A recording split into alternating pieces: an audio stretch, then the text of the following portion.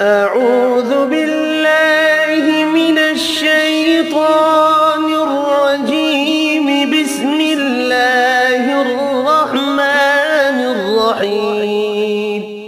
آج کا سوال، قرآن مجید کی کس آیت میں اللہ سبحانہ و تعالی نے مسلمانوں کو درود و سلام پڑھنے کا حکم دیا ہے؟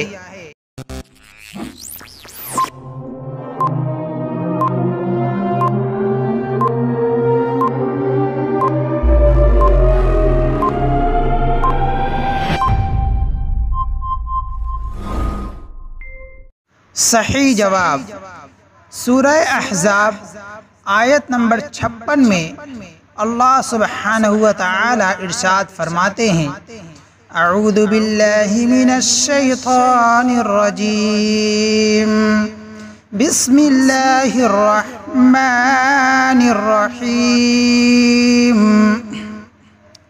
ان اللہ وملائکتہ یصلون علی النبی یا ایہا الذین آمنوا صلوا علیہ وسلموا تسلیما۔ ترجمہ: بے شک اللہ اور اس کے فرشتے نبی کریم صلی اللہ علیہ وسلم پر درود بھیجتے ہیں۔